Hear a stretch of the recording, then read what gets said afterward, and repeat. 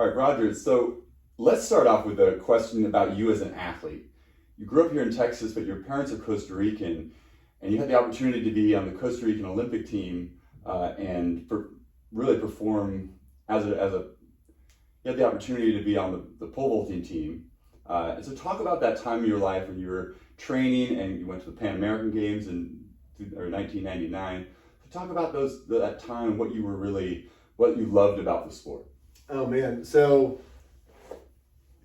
the sport, I mean, one is just fun. I mean, it's I was talking to one of my childhood best friends who's a multi-world record holder swimmer, Josh Davis is his name, and he coaches swimming at the collegiate level now and teaches kids down to the smallest level. And one of the things that he talks about, we've talked about these kind of things before, the two of us, is at the end of the day, why are you doing this stuff? It's fun. It's fun. Keep it fun. Yeah. And, as you start, getting to levels where it might be about like livelihood, like your paycheck's coming from that, or, your life goal as a kid was, I wanted to go to the Olympics or whatever, when you get it to levels where maybe fun isn't the biggest focus because it's about outcome. One of the things I would say is back then, especially, I had a different career going on, and I had a fork in the road that I had to choose that pursuit of pole vaulting or this. I couldn't do both. And it's at that level, you have to fully commit.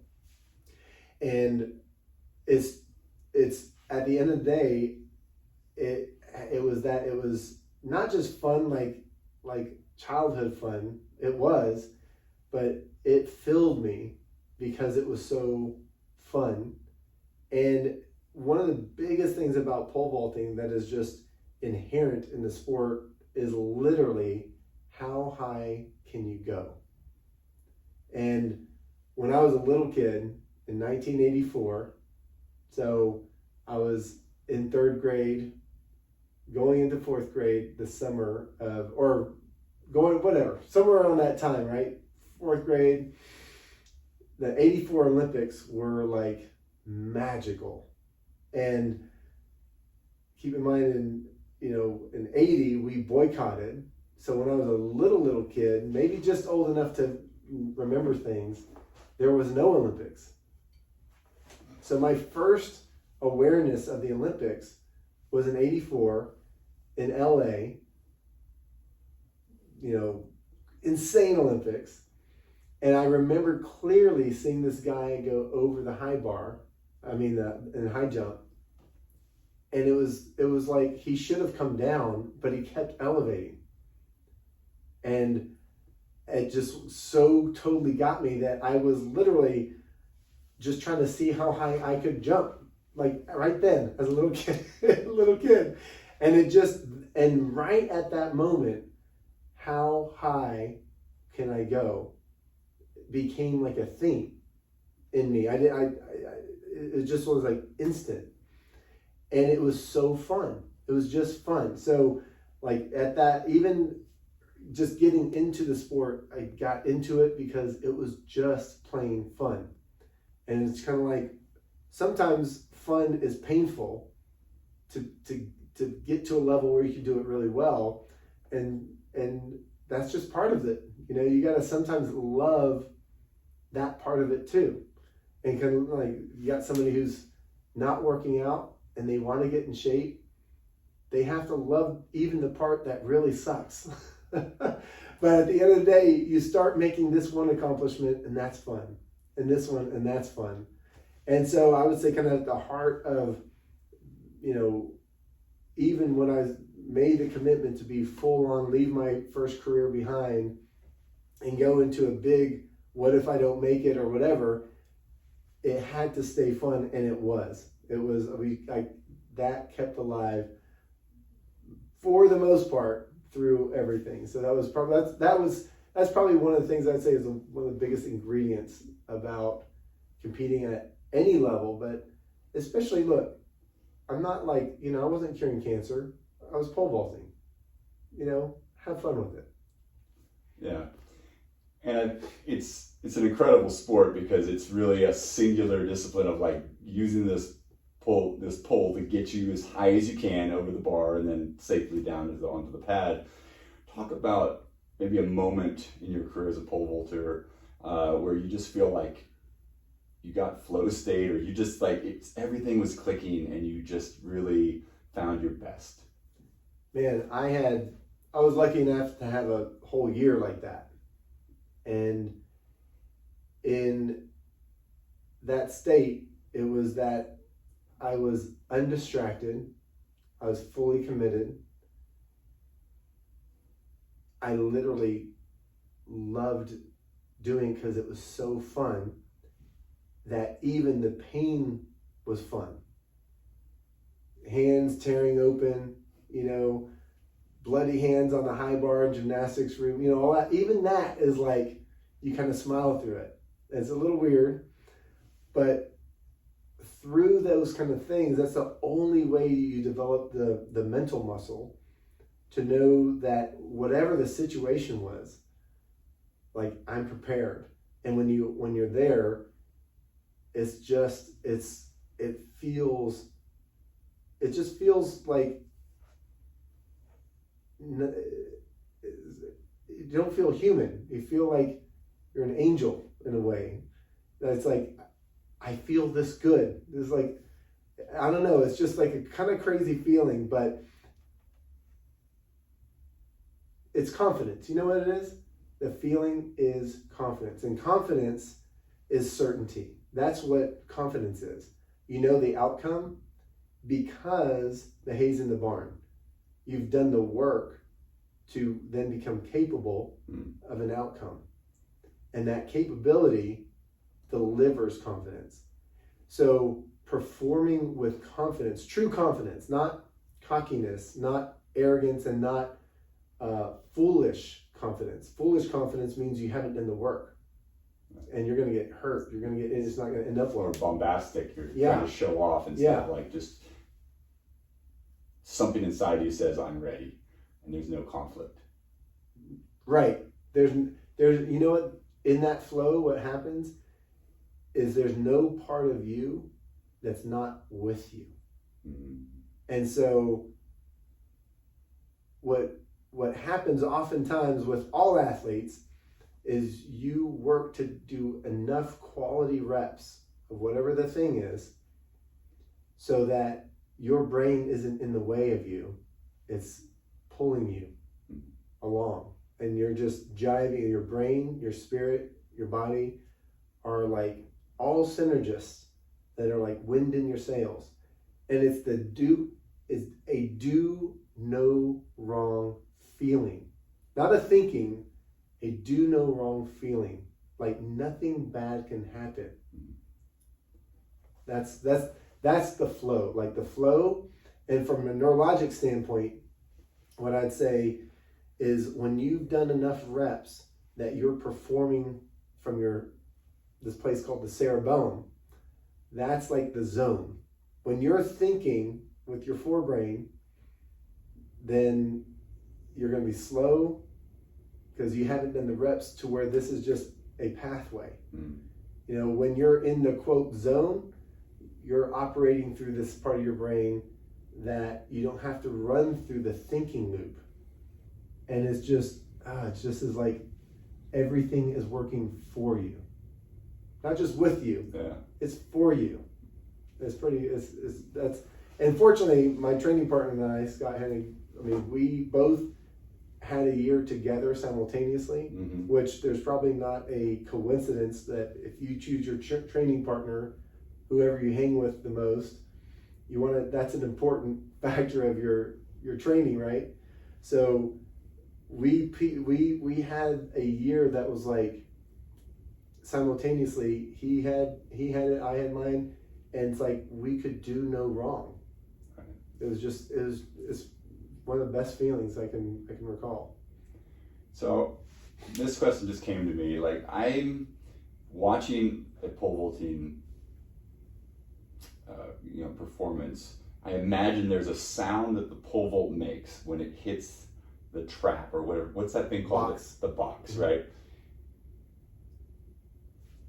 Do you remember that, like, when you hit it just right and you hear that sound, is it like you hit it, like, is it one of those things where it's like, clack? It's less so the sound. There's a feeling that you get.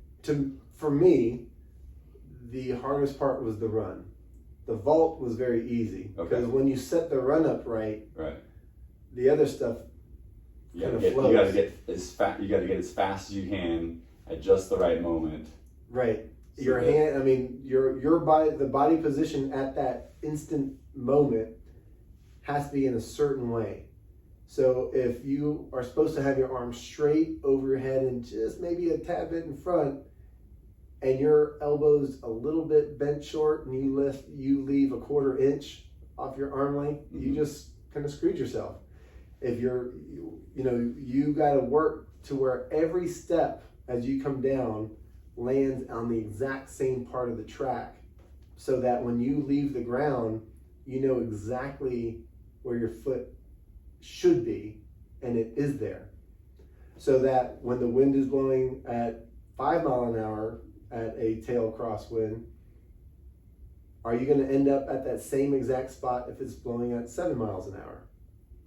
So for me, the sound thing wasn't the deal. For me, it was when I would transfer from a run to a lift, and it's like I got put in a slingshot in a great way. And when you're out of position and you miss that timing, then it's like you're in a fight. And you can fight and brute your way through it. Kind of muscle into the right position. Like there was just a new world record made yesterday in pole vault. Insane world record. And if you watch it, anyone watching this who's never vaulted or even ran with a pole in their hand, just like, it looks so easy. And when things are done right, they look easy and it looks smooth. But man, there is a brutal amount of force that goes into that box when that pole hits. And you look at that pen, that bowl, the pole bend and all the force that's in there. For me, that movement from horizontal to starting to go vertical, when that just glides upward, that's it wasn't a sound, it's just this feeling of like flow. It's a feeling of flow, and really it's a feeling of synergy. Like this motion that I made running now just got compounded into extreme force upward, lifting all my body weight up. It's crazy. So and you have to fully commit and fully accept just that immense amount of force on your body and be relaxed in the right way. It's crazy. So I want to ask you this question that, this is 25, almost 30 years ago, 22 years ago, right? 23 years ago, 1999. So knowing what you know now, knowing what the industry and kind of the understanding of sports and psychology and all that kind of stuff is now, if you could go back and talk to yourself as an athlete in 1999, headed to the Pan American Games, and what's one or two things that you might like try to introduce to yourself at that age that may have made a difference? From a technical standpoint, nutrition. I mean, I tried, but I just didn't know. And nutrition is hard enough now, because there's, that was like, back then, like the internet wasn't all over we just started wearing giant cell phones on our belts and it was cool, So like the information, it was harder to get the information. And then even as it is now, it's harder to know what information is the right information for a power event like pole vault versus this event or whatever.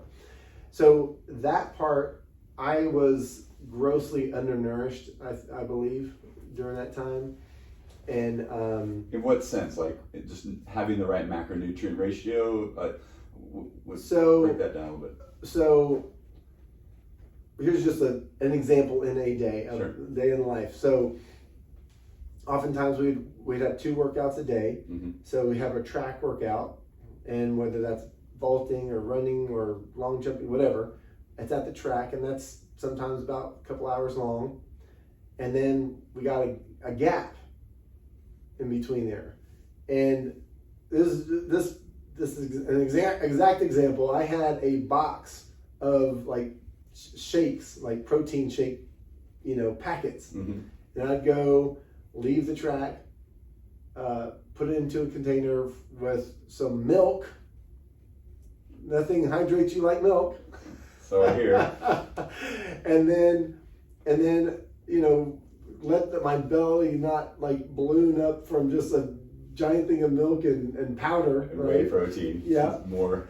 And then shortly after, I'm either doing gymnastics work or powerlifting or one of those kind of things.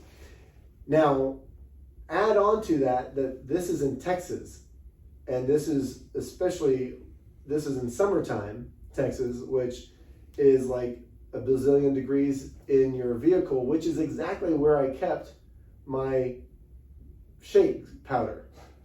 So I could have just put classroom chalk into a cup of milk and had the same effect.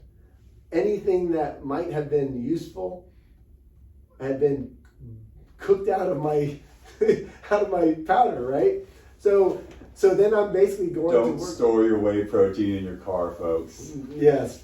And so literally I'm going and training and literally trying to build myself. So if you think about yourself from if you climb inside your body and kind of think about protein replication, Yeah.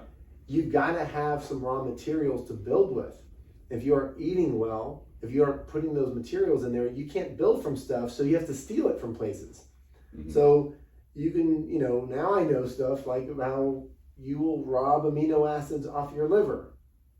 Like these kind of things. So that's probably one of the things is just nutrition and nutrition per event or per sport, per what your specialty is different, And then the other thing is, on that note, for those listening that aren't, trying to compete at, an elite level, competing at elite levels is not a healthy thing.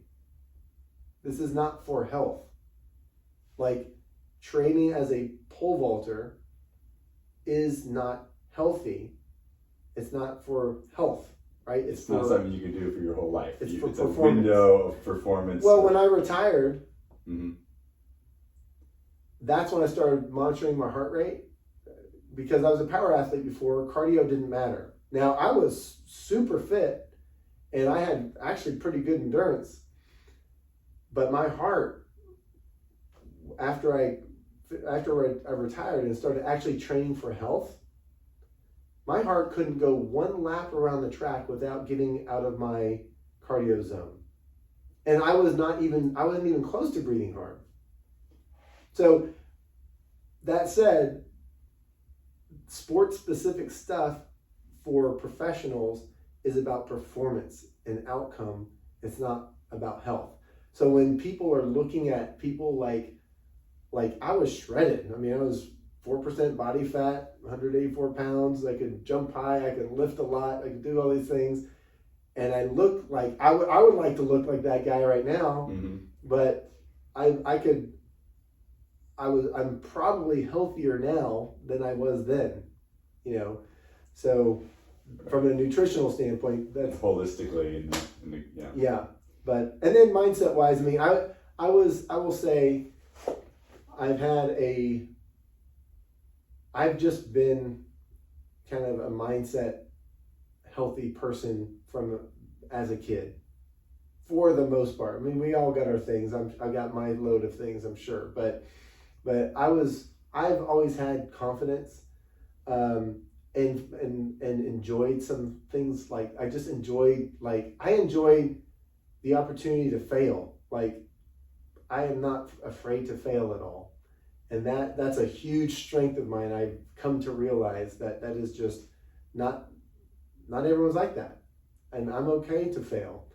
So that part was in check and done pretty well.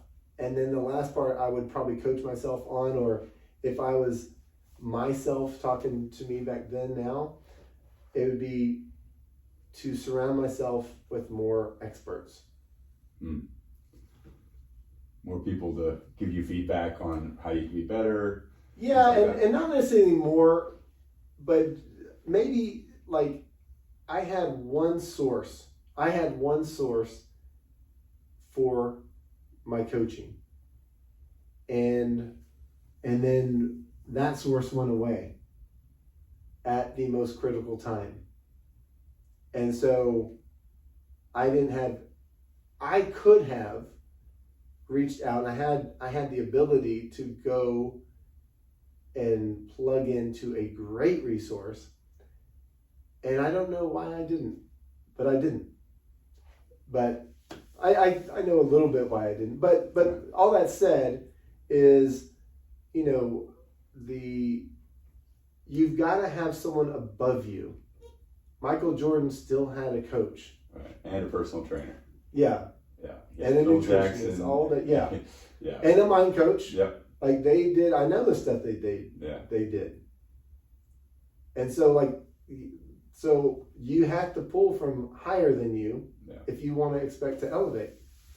And so that's kind of a big one. That's probably, that would have made the biggest shift in outcome. The biggest shift in health would be the nutrition.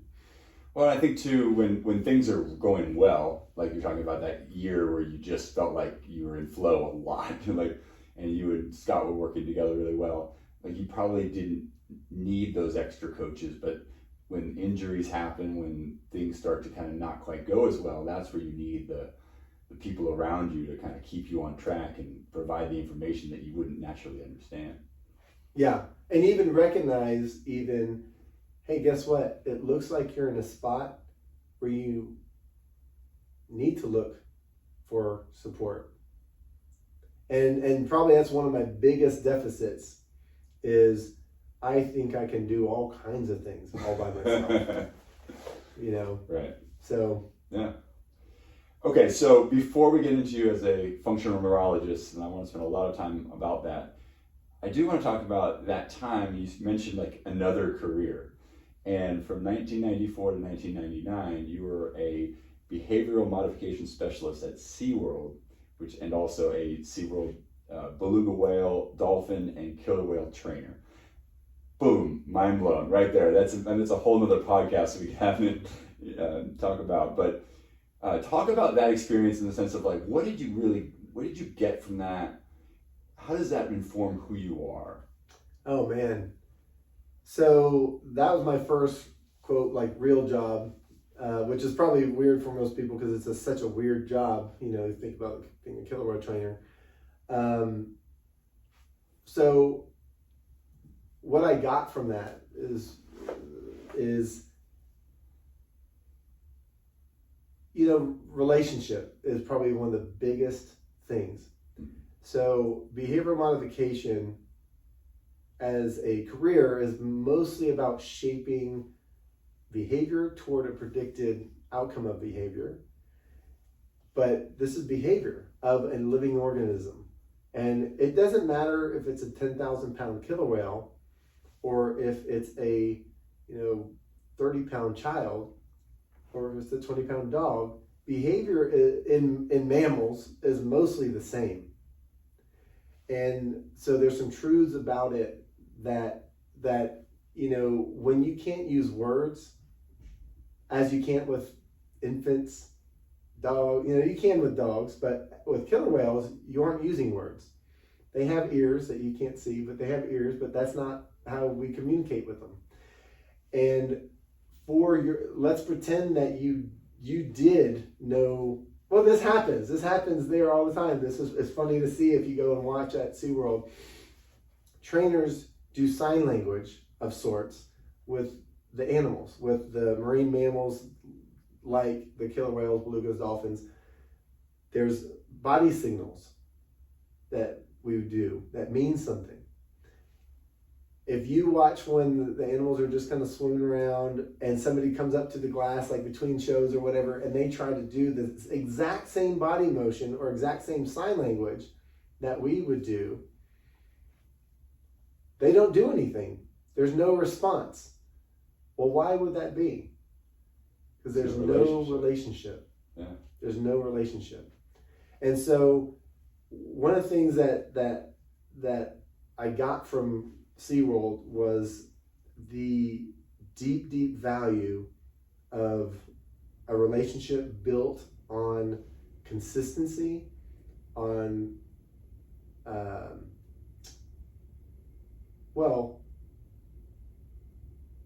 consistency probably is the most important thing, because if, and you know this to be true, we all know this to be true with people we know in our lives. If they're consistent in their behavior, there's safety in how you can communicate XYZ with them. If they're inconsistent, then you might refrain from sharing certain things because you don't know how it's going to go. So if you have that kind of, if you build that with enough consistency, there's predictability that they get to have. And then they can, one can choose to comply or not comply because there's free will.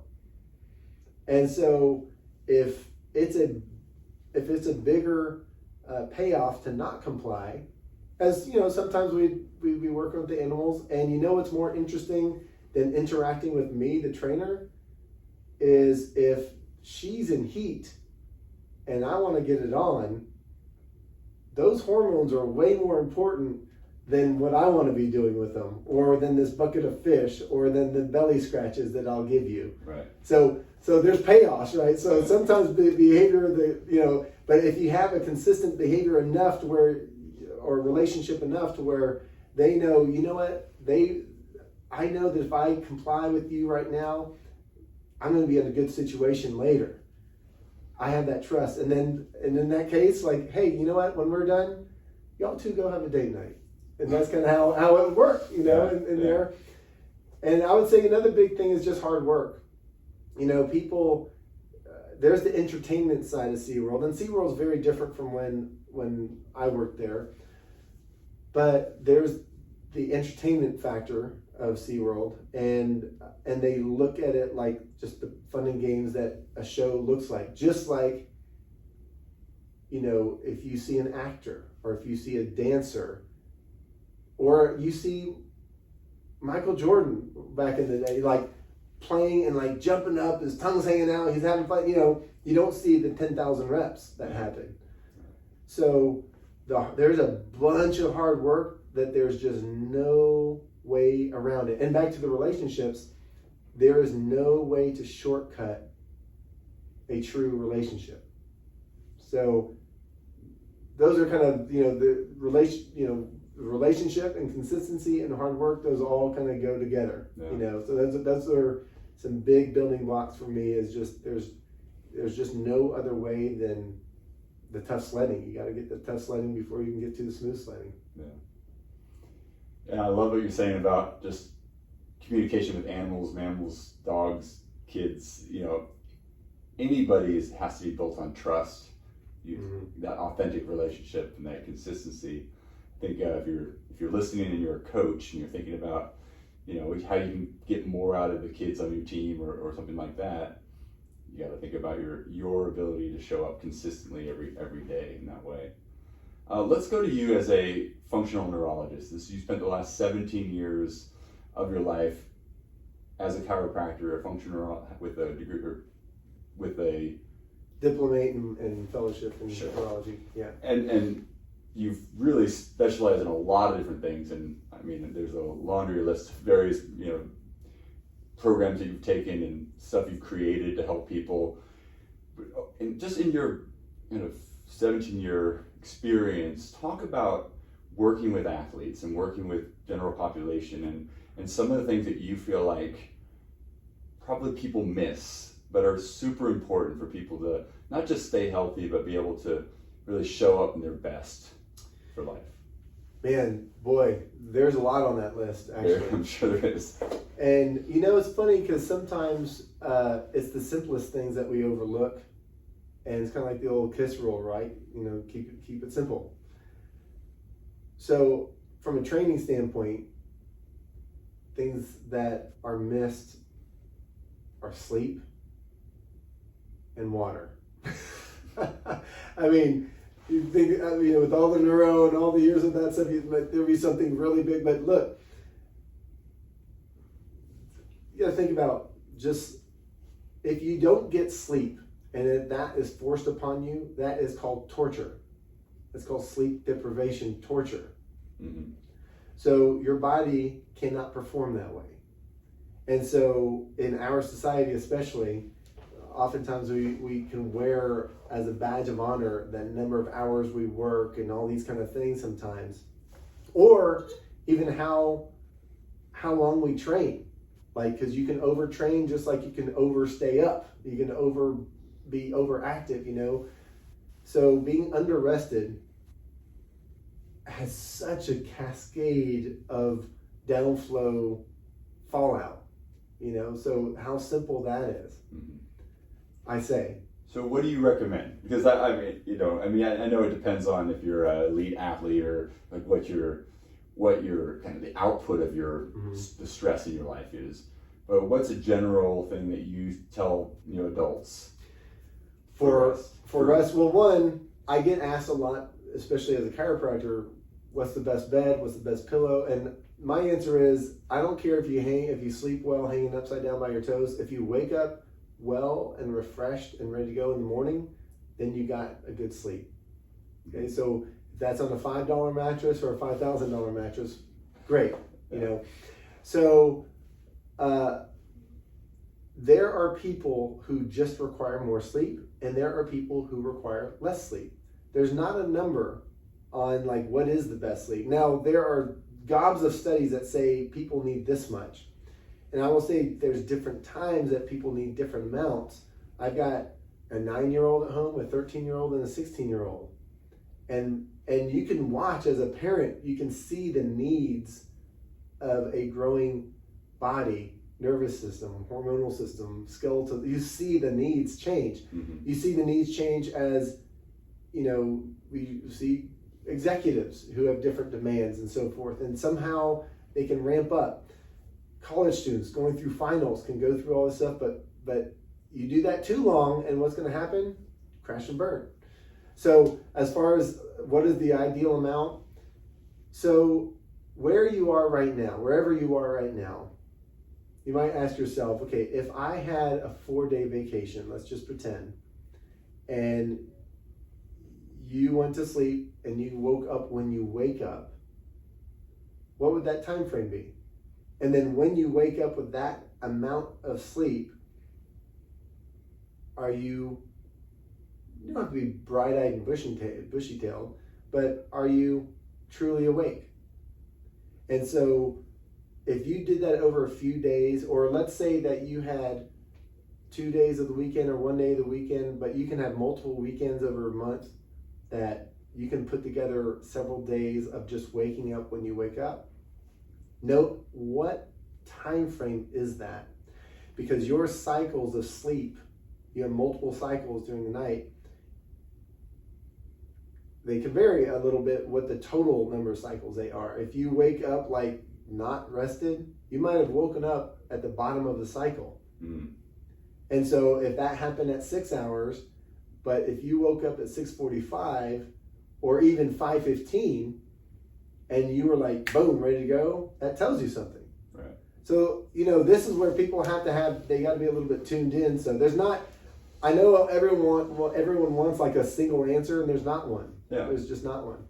So when I wore a Whoop watch for 6 months, and I would specifically to track my sleep and really look for recovery and look for, the various cycles of my sleep and that kind of thing. And, it was not always consistent in terms of like, well, if I get exactly 8 hours, everything's great. But I definitely noticed that like 7 or more, I slept. Well, I felt better, and then secondly, like I just the recovery number, HRV was up and things like that.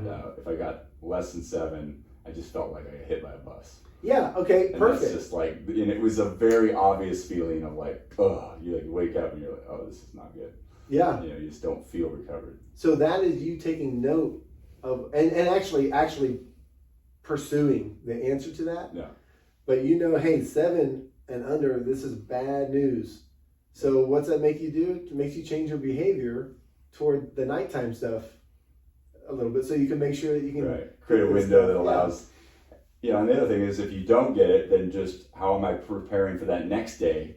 You know, okay, so last night maybe I had to get up 4:30 in the morning, didn't get a full night's sleep that I would have liked, but what am I going to do tonight to make sure that I get closer to 8? Because, you know, like you're talking about sleep deprivation, if I'm, you know, multiple days of poor sleep is really where it starts to derail our overall, you know, ability to perform. Yeah, and then since we're talking to athletes here, right? So let's pretend that you're scheduled tomorrow for, it's a test day physically, or this is like the grind week, or whatever the thing is. Like, you have to be able to be okay and mature enough to have an audible, right? So if something came up, kid got sick, whatever the deal is, but you didn't get to have your sleep, and that is a big deal that you know is going to impact you, and it will impact you, are you going to just stay to the letter of the pre-written workout, or might you vary a little bit? Right. You know, and so these are things, this is what I would call a mature athlete versus an immature athlete. And it has nothing to do with age. It has to do with being aware of how you're feeling, how the conditions are. I mean, I remember when I was an immature athlete, even older, where I had a sprint day planned and we had an ice storm that day. And by golly, I was at the track, and by the time I finished my workout, literally the whole front half of my body was ice. There was literally just a sheet of ice on the front of me. And like, I probably got not only nothing from the workout, I probably taught myself how to move slower from adhering to the workout plan. Right. So, you know, live and learn and becoming a little more mature is like, hey, am I hydrated today? Was I at the office and normally I have a cup of coffee and I had 5? Like, might that be a problem if you're going to do box jumps that day? Yeah, you might blow a hamstring, you know?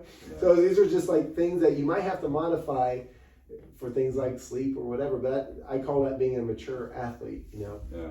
I think there's times, especially for the immature athlete or somebody who's maybe less than a year into developing a habit of working out consistently, is you want to will yourself. You don't want to come walk into the gym or go on a run or do your workout and feel like, man, I'm sucking air. I gotta get my mind right, you know, and you kind of muscle through it, or, you know, you feel like there's something wrong with you, or there's something not right about your mindset. And so you're kind of pushing yourself, versus when you've been doing it a while and you kind of know the range of your body's performance or ability level, you have that unique perspective of saying, hey, you know what? Today's just not the day that I need to be like maxing out or sprint or going full out on the sprint. I do not feel quite 100%, or I know looking back that my nutrition, my sleep, my water is not quite where it needs to be.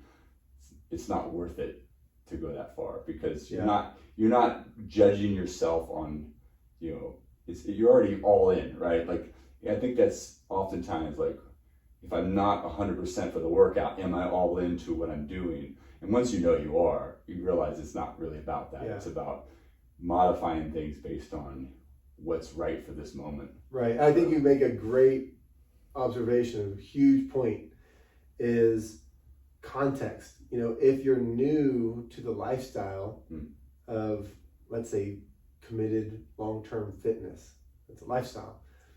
If you're newer to that, you just simply may not have the context chronologically. You just may not have built enough time in to know the difference yet.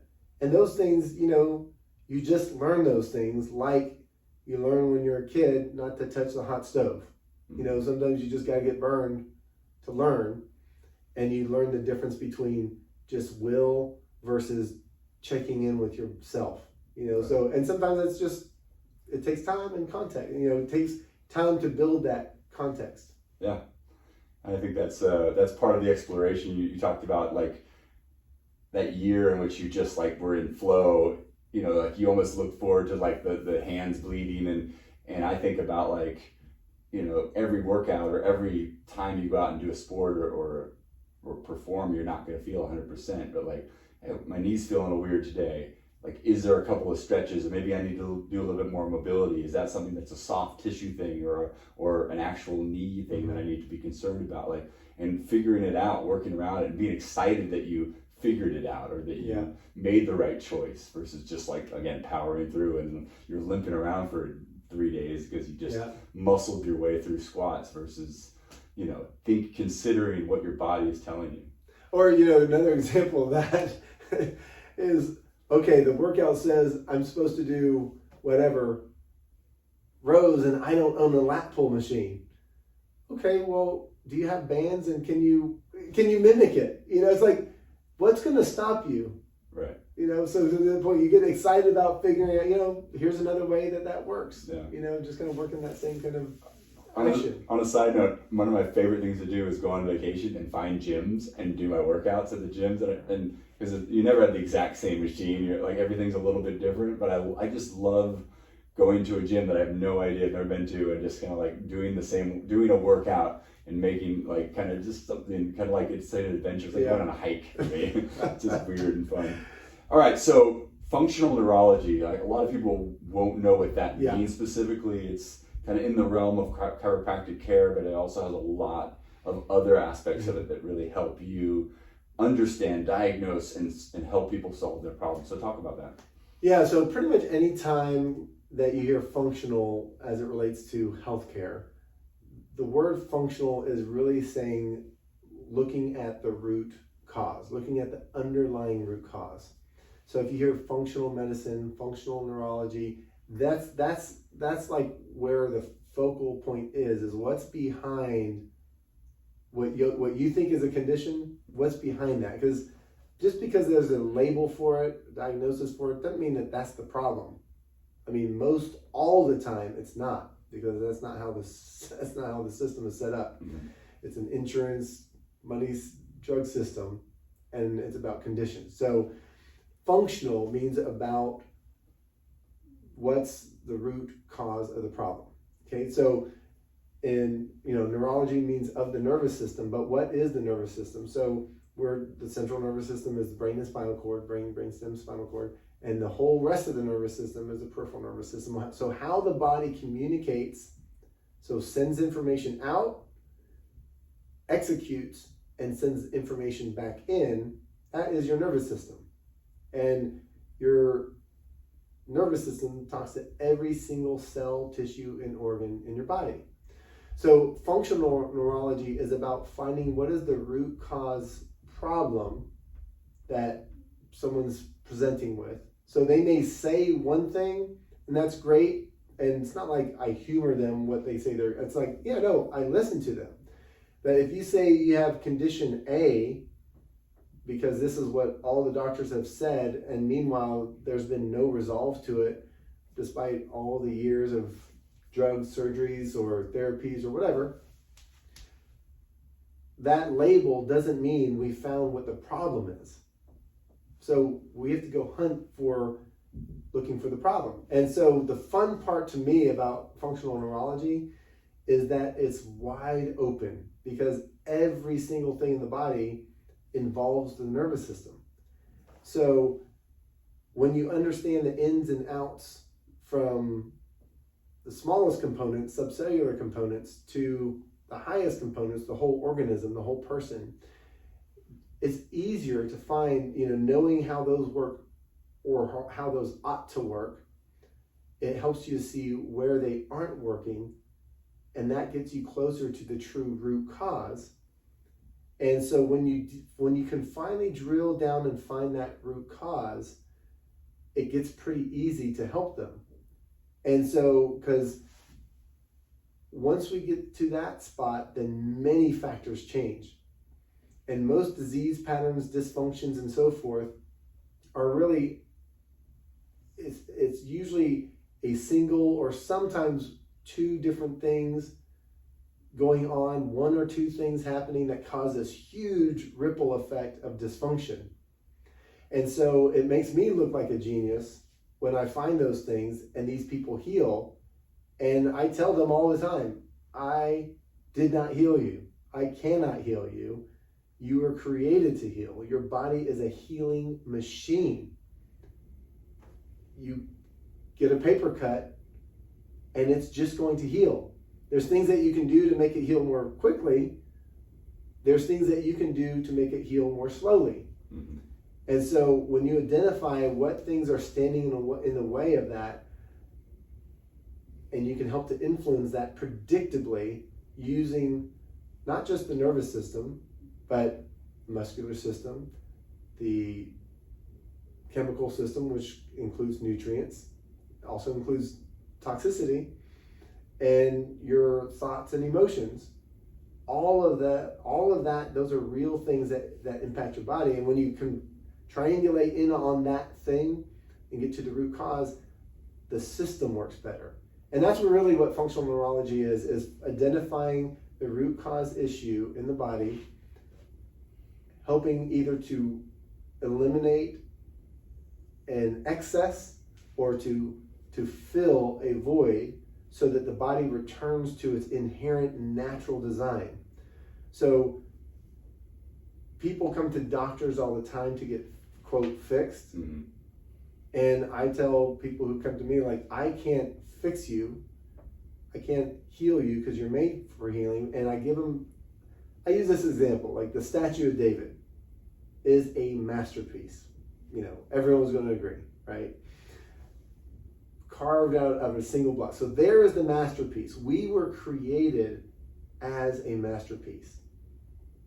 Through our life, we throw chunks and clumps of the marble back on. And at some point we look and there's just jagged rocks sitting in front of us that we don't enjoy.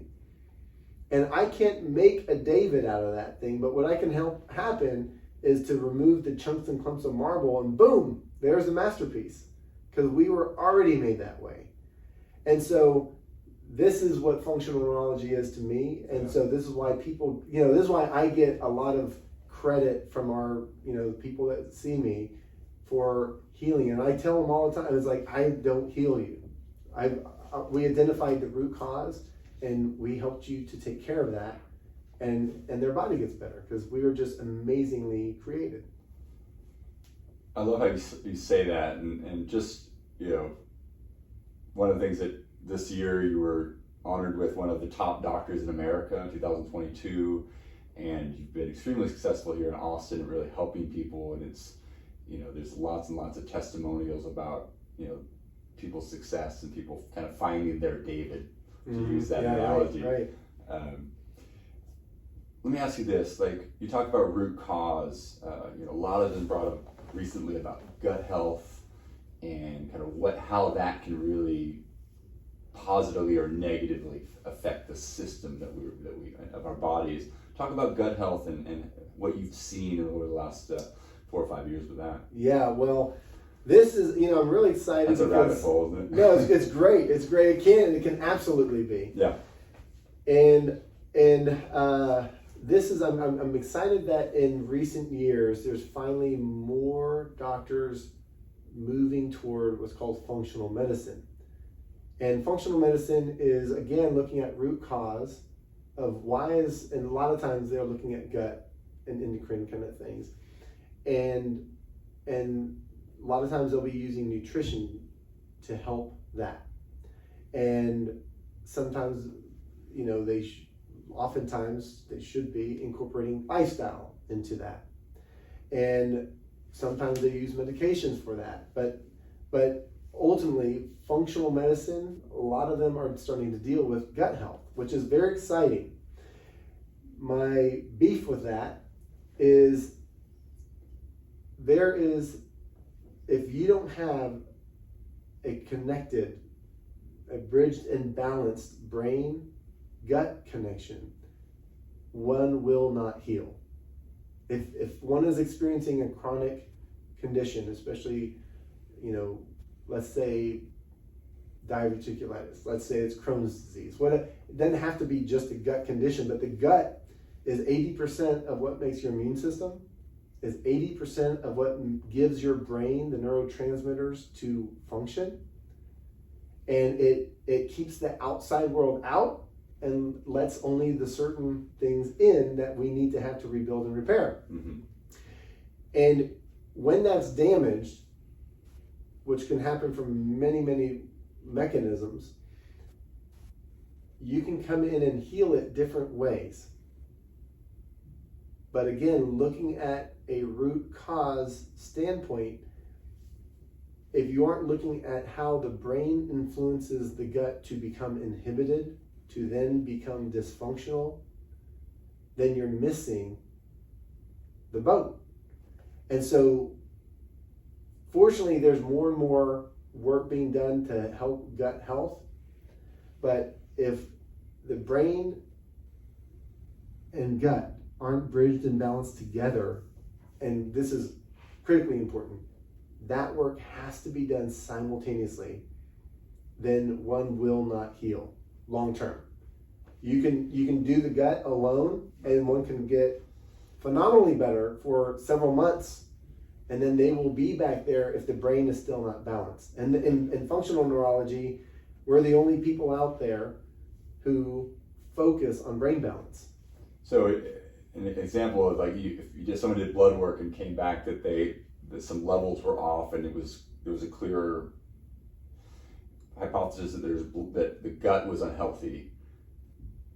Someone might just take a bunch of enzymes or some, there's a lot of gut health, Mm-hmm. over the counter, drugs that you can take now to kind of get your gut biome back and all that kind of stuff. Right. But if you don't address the neurological component to how the brain and the gut work together, then 3-4 months later, the whole system is probably out of whack. You're going to be right back where you were. So what is the neuro piece of that? How does one develop or kind of solve the neurological side of that? Well, I'm sure that's different, but what's an example? Well, it starts with an accurate assessment.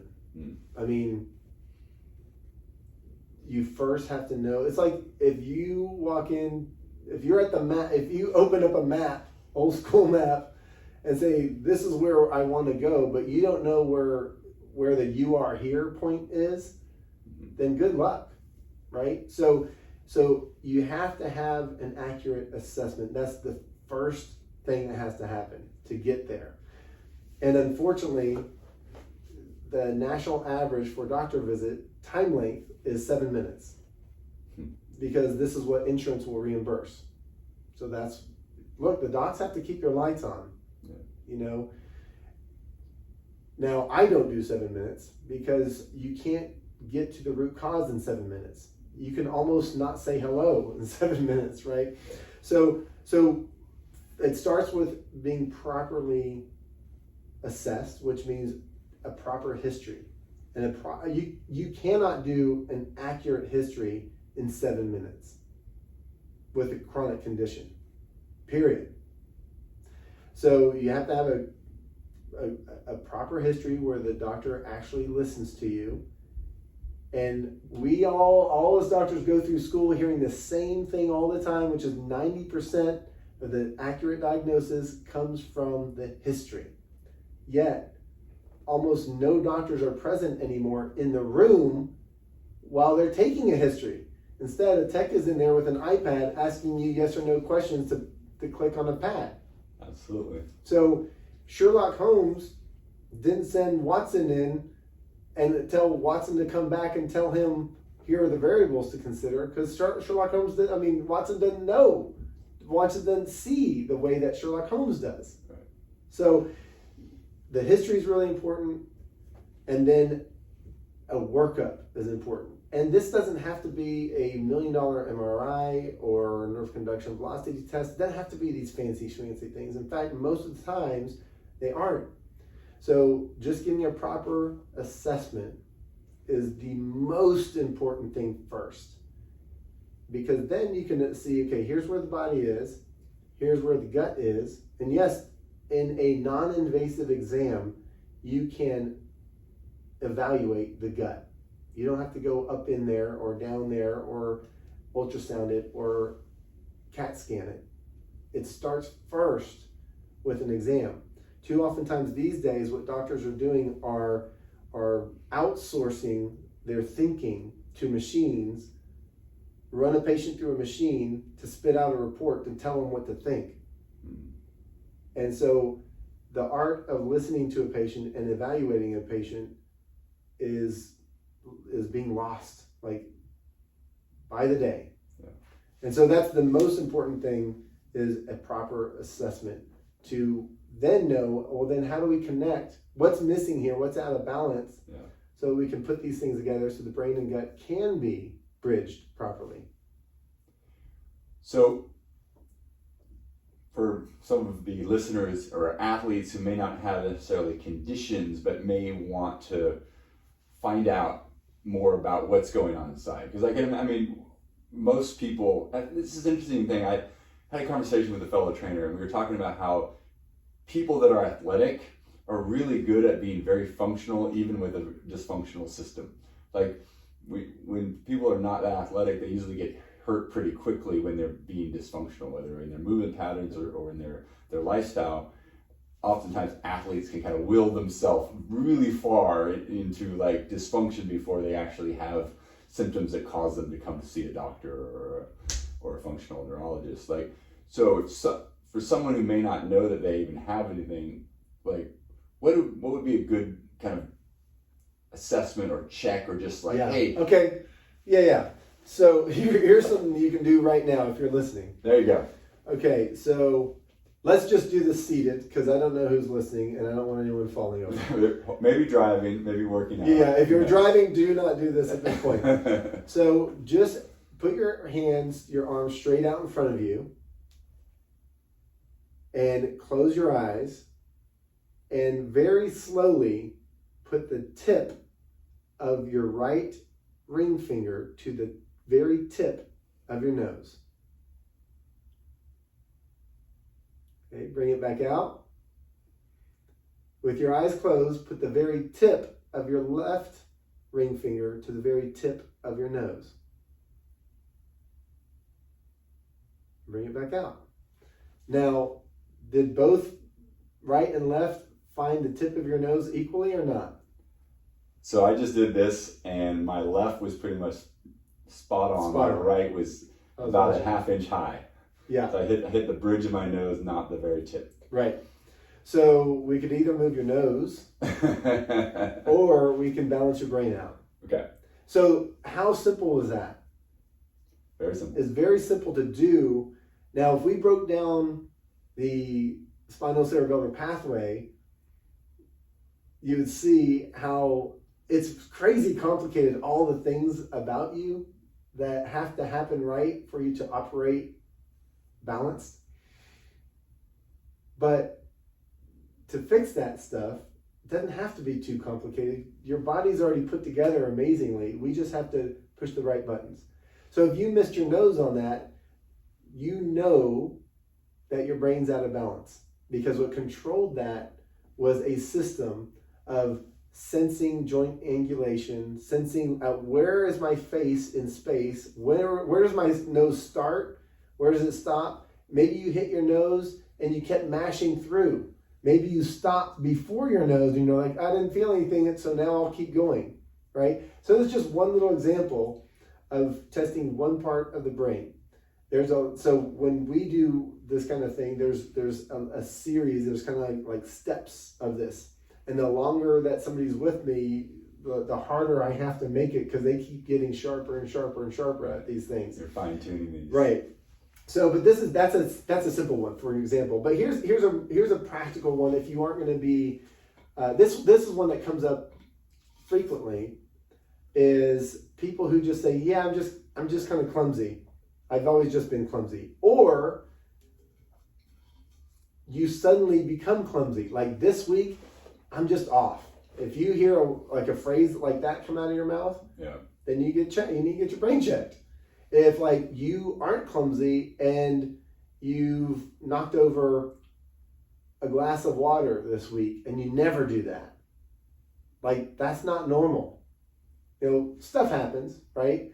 But if you do that and then like you also like bumped into a curb as you're driving, or you have a friend that you walk down the street together, and you ever have a friend who walks with you and they kind of always walk into you a bit? You know what I'm talking about? That's a cerebellar problem. Yeah. That is a brain problem. And so these show up in all different kind of ways. So if it's getting especially tiring to read, if your focus, visual acuity toward the end of the day is very cumbersome, if you have trouble falling asleep at night because of thoughts, if you have trouble staying asleep at night because you just wake up, these are all different factors of how the brain influences the body, how the brain influences the metabolic system, and all these things are all tied together. This is the fun part about getting to do what I get to do, is I don't treat the eyeballs, I don't treat the staying asleep. I help to balance the system, and the body takes care of this stuff. Now, we can do that with predictability because we know the pathways and these kind of things. But it's so fun to do because when the brain is balanced and the gut is well, the person is well and they thrive. So from an athlete standpoint, you know, let's take barbell bench. How many people do you see do barbell bench that there's the one side that's the leader and the other side that kind of catches up to it? You know, it shouldn't be that way, you know? So there's all kind of things from a workout standpoint that you can see, like, you know, does one, as one jogs, does one hand come closer to the midline than the other? Does one hand cross the midline? You know, so there's so many subtleties that you could look at these things. It's kind of like watching one of those shows, like a CSI show where the guy goes in and you see the scene and there's the obvious body there, but did you see the pen that was clicked to the on position next to the notepad? Yeah, well, I saw that, and that's the key to the crime. Right, you know, right. everything is like this is how the body shows up with these things, and we don't want to wait till it's a blown hamstring or, you know, any of these kind of things. Right. You know, so it could be settled, but that's an easy test to do. Is just the finger to nose test. Just put your hands outstretched in front of you, close your eyes, slowly put your ring finger to your nose. If it's on, great. If it's off, you got a little something going on. If you're secure with your balance and you can absolutely know that you're not going to fall over with your eyes closed, and you had, you know, so don't do this. I'm not telling you to do this, but if someone was to try to put their hands out in front and march in place with their knees coming up a bit, and then just close your eyes and just march for a while. And a while might be 20 seconds. Open your eyes, and are you exactly where you were when you started, or are you right or left or forward or back?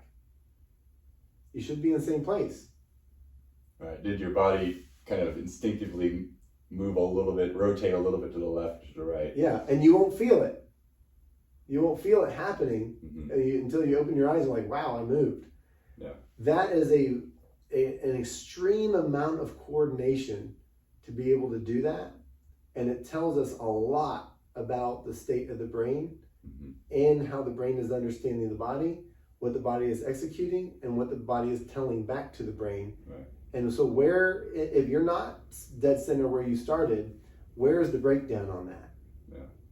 So those are some simple things that one can use.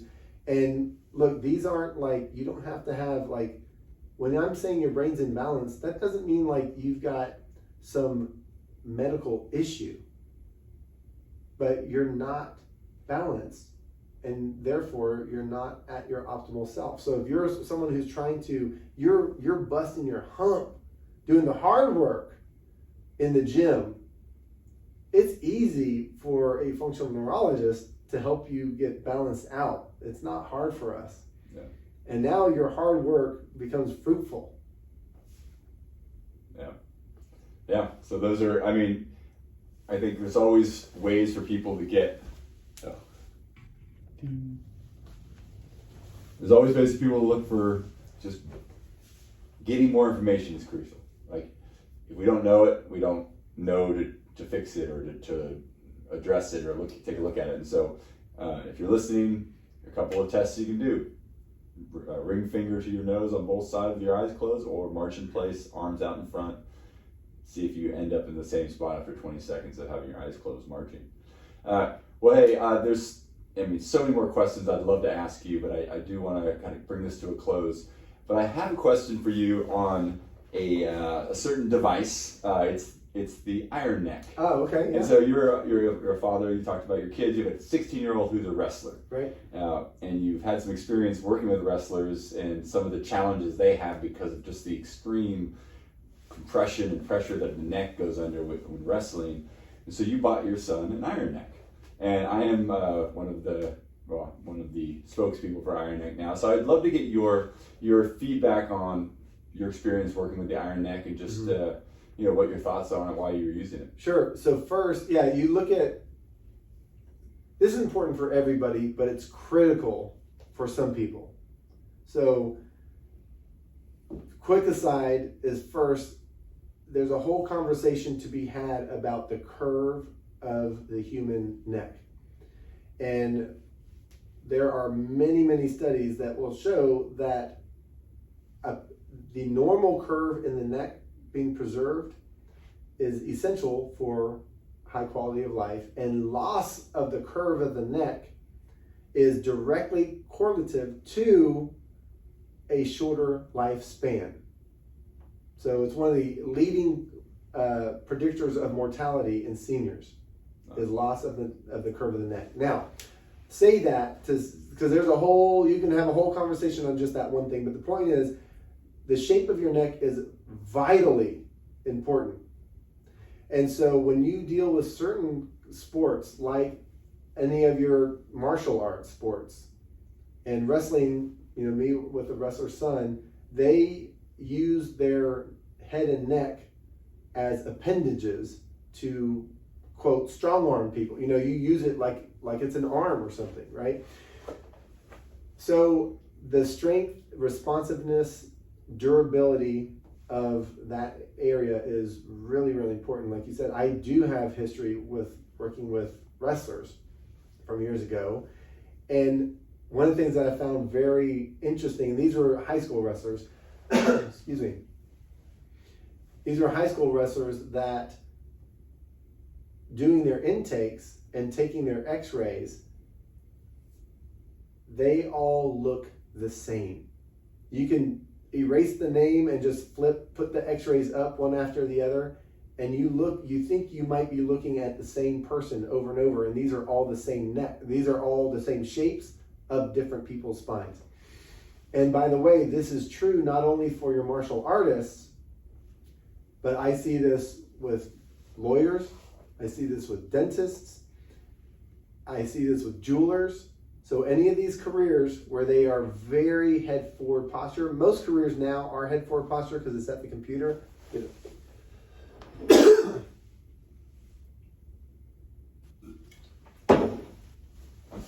But more and more now, everyone's life and work is right in front of us. Mm-hmm. Like a dentist would be at a dental chair working on someone's mouth. Their workspace is very small. What do kids do now all the time?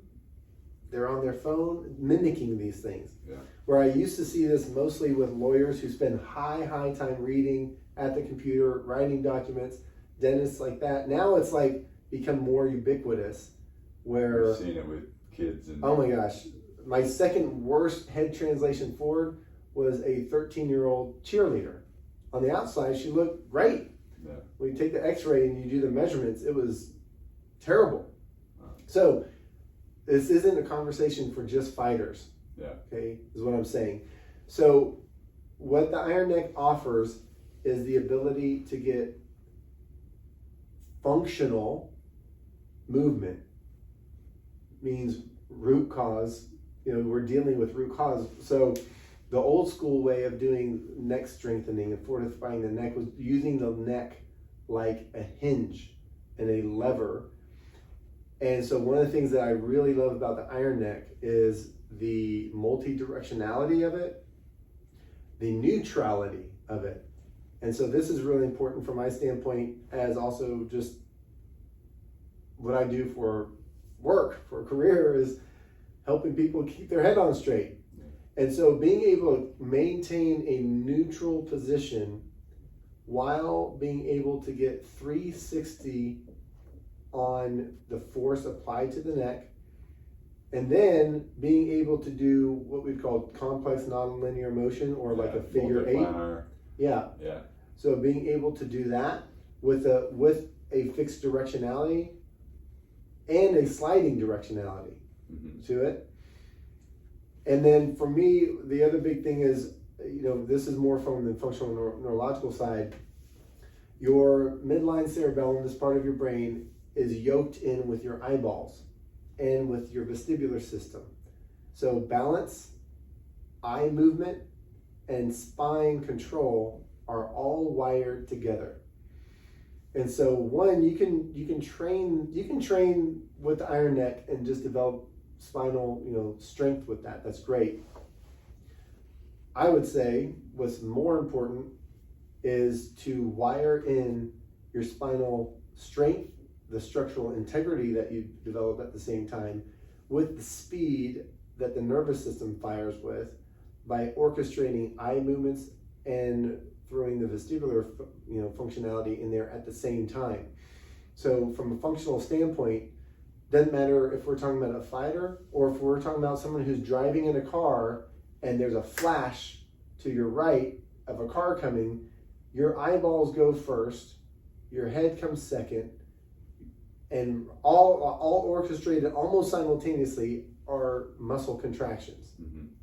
So I love it because you can orchestrate eye movements with the spinal movements for not just strength and structural integrity like you would with weight workouts, but for speed of transmission, so we have better response and better resilience to things like people who are prone to falls and imbalance, people who've had traumas, sprains, strains, whiplashes of the neck.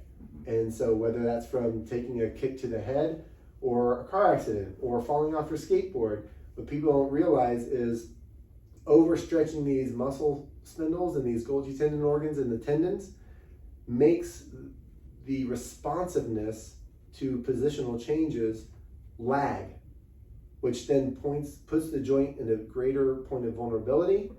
And so what do you do with the Iron Neck? You get to kind of erase that, or really a better way to say it is you get to reprogram it. So if you get to then, in a very controlled environment, put yourself at more of an appropriate spinal shape while you're putting that force in there, and then if you step it up, you could do that while you do specific eye movements that gear toward that brain function and that spine function. And if you want to step it up more, like we do here, we use some laser therapy at the same time to build in more of the cellular energy at the muscle to do more work. So I mean, it is a great product. I have nothing to do with them. Just for the. But I think it's great that you found it and you bought it for your son and he's working with it and I was interested because this is something that I knew you had and that you're working with your son on. I highly recommend it. And I will say this. Yeah. If you go to get your own, go less than you think you can do. And so any eccentric contraction, meaning when the muscle's long when you're working it, be sure that you go through your first week I would say this would be the goal with the iron neck for new users, especially people who are not like fighters and their necks aren't already like, like an appendage, is try to get through your first week where you don't even feel that you've worked your neck at all. Right. You're not going for soreness. You will find soreness even when you're trying to steer away from it, because most people's necks are so weak and their flexors are so overworked that they are spastic. So these are like some reprogramming and conditioning that can do. So if you do go out and get your iron neck, I recommend it. I think it's great. Be way, way more conservative than you think you need to be. And when you're at that point, then dial it down a couple more notches. It's always better to start less and go more. And especially with this, because as long as you're vertical, if you've overdone it, as long as you're vertical through the day, it's going to talk to you. Right. So just take it easy, and you'll get there. Love it. Well, Dr. Borbón, thank you so much for your time. Yeah. Really appreciate it. I can't wait to get this out there so people can hear. My pleasure. Yeah. Thank you so much. Yeah. Cool.